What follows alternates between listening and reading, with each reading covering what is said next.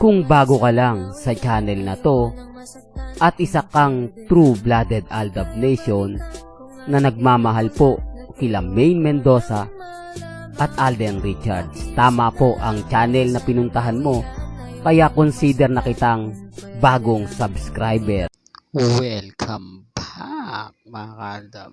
Ito na naman po ang inyong lingkod, si Mr. Destiny, at syempre panibagong video, panibagong update na naman po tayo. Ito yung isa sa rason mga kaaldab kung bakit nagiging trending, viral, pinag-uusapan si Richard Polkerson, yung pagtulong niya, kumbaga mga sponsor niya, yung blessing na dumarating kay Alden Richards na sinishare niya mga kaaldab.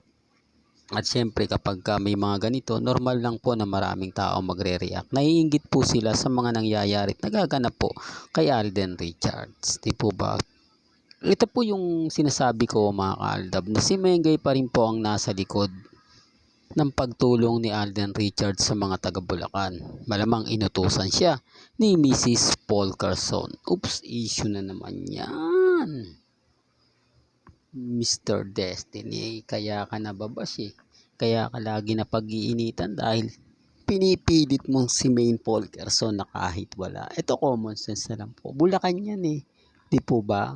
O bakit sa Bulacan po nagbigay ng relief goods si Alden Richards na po pwede naman sa Laguna na binahadi naman po. Di po ba? Maraming mga bagay-bagay po na talagang mapapaisip ka naman.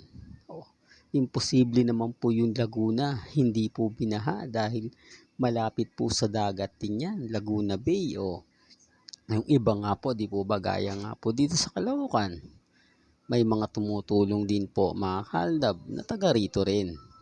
Ganun din naman sa part ng Quezon City, namigay ng ayuda po si Congressman Arjo sa mga taga District 1. O samantalang si Alden Richards, masasabi mong napakalayo ng Laguna, pero bakit malapit sa puso niya ang Bulacan? Oops, issue na naman yan. Mr. Destiny, may pasaring ka na naman.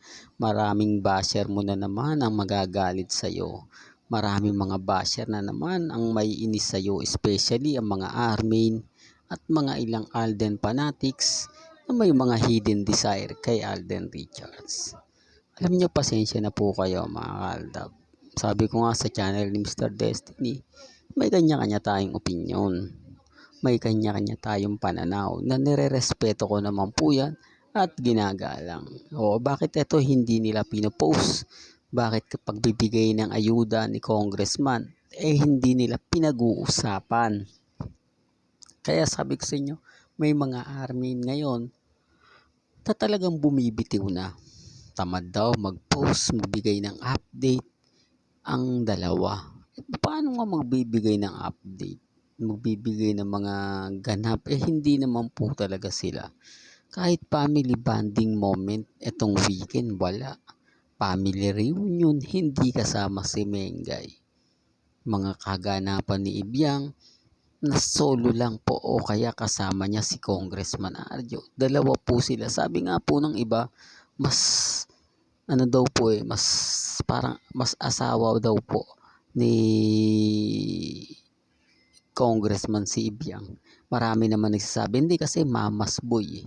Hindi po ba dapat na si Mengay ang nasa likod ni Congressman Arjo? O sabihin na natin, kasi maraming nagsasabi na kaya daw po nasa likod lagi si Ibiang, chief of staff daw po kasi yan ni Congressman. O nandun na tayo, sige, for the sake of the mga army. Pero si Mengay po yung first lady nila sa ni Congressman. Pero no show. Well, sinasabi ko lang po yung totoo para din po malinaw. Para lang din po sa mga taong bitter na bitter po sa akin. Tapos ako babatikusin nyo at sasabihin nyo, hindi naman si Mengay yung yan eh. Well, ulitin ko, Bulacan po yan. Di po ba? Taga saan si Mengay? Bulacan. Kung magpo-front si Mengay sa Bulacan na hindi kasama si Congressman Arjo, di mas matindi yun. Di po ba? Kaya nga sabi ko sa inyo, si Alden Richards nasa likod niyan si Mengay. Si Mengay yung nagbibigay tulong, hindi po ba? Si Mengay ang yung nag-utos kay Richard Paul Carson na magbigay at magbahagi ng ayuda. Sa mga taga Bulacan, alam po nila yan ang istorya, alam nila ang pamilya Mendoza, tumutulong po talaga yan. Lalo na po ng mga panahon ng pandemic. Kaya hindi nila po pwedeng sabihin na hindi kilala ang pamilya Mendoza sa pagbibigay ng tulong. Ngayon kasi na-expose dati mga kalab, hindi yan dahil hindi naman po politiko, hindi naman po artista ang pamilya Mendoza. Nang pumasok lang po si Mengay. Kaya sabi ko sa inyo, may kanya-kanya tayong pananaw, may kanya-kanya tayong opinion. Depende na lang po yan sa magiging reaksyon ng mga netizen. Kaya nga po ako relax na relax lang. Masaya, lalo na nga po sa mga taong nagmamahal at siyempre sumusuporta kay Mr. Destiny. Kaya relax lang po kayo. Wag po kayong magpapa-apekto. Kaya yung nakita ko po yung video at sinend po sa atin at marami na po nagkomento. Siyempre nagbabasa rin po tayo ng mga sinasabi nila, mga paliwanag nila. Kaya lang siyempre maraming naiinggit, maraming naiinis, ni po ba, kay Alden Richards. Na keso ganito, keso ganon. Normal lang po yun. Normal lang po na kung ano-ano yung sabihin nila kay Alden. Paninira. Kasi yung blessing po ni Alden Richards na tinatamasa ngayon, talagang sinishare po niya yung mga ibinibigay sa kanya, di po ba? Ito yung pagkakaiba. Well, ibabalik ko na lang po uli.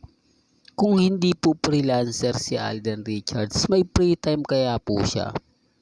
Napakarami pong artista ngayon ng GMA Network o GMA Kapuso. Yung Sparkle Artist Center na mga artista. Yung iba nga po nagre-react na sa social media.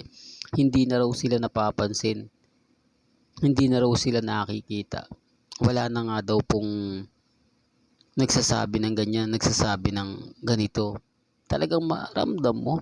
Di po ba? Ramdam mo na kakaiba. Ramdam mo yung pagkainis ng ilang mga, di po ba?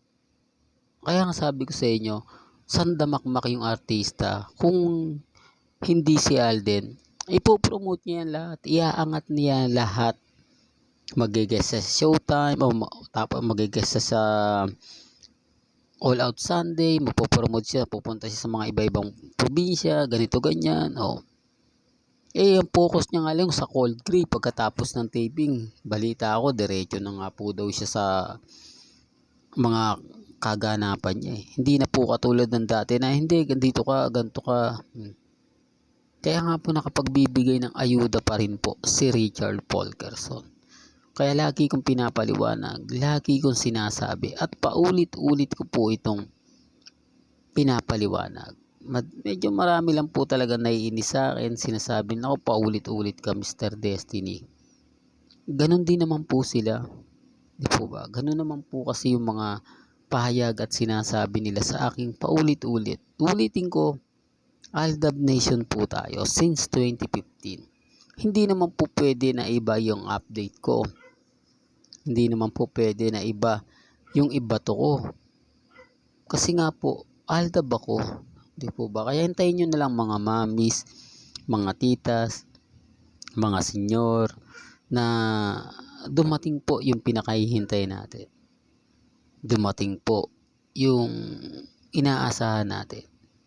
Hindi pong, okay, Mr. Destiny, ganto ganyan. Yung mga mamis, mga titas, mga senyor na binabas, hayaan nyo lang po sila. Medyo masakit lang po talaga sila magsalita. Talagang mumurahin ka mula ulo hanggang paa. Pero wala naman po silang may bato sa atin na ebidensya at resibo na nagsisimba, kumakain sa labas, nagpa-family bonding. Wala po. Samantalang tayo, marami tayong ganap, marami tayong update. Isa siguro yan sa kinaiinisan po nila lagi sa atin. Isa po yan sa rason kung bakit po masaya, matatag hanggang ngayon ang fandom ng Aldab Nation. Hanggang dito na lang po ang ating latest updates. Kaya kung gusto nyo pa po ng pinaka-latest at sariwang update, abay tumutok lang po kayo dito po sa channel ni Mr. Destiny para updated kayo sa mga bago at sa mga latest na i-upload po natin maya maya lang. Hanggang sa muli, salamat po sa panonood at pakikinig.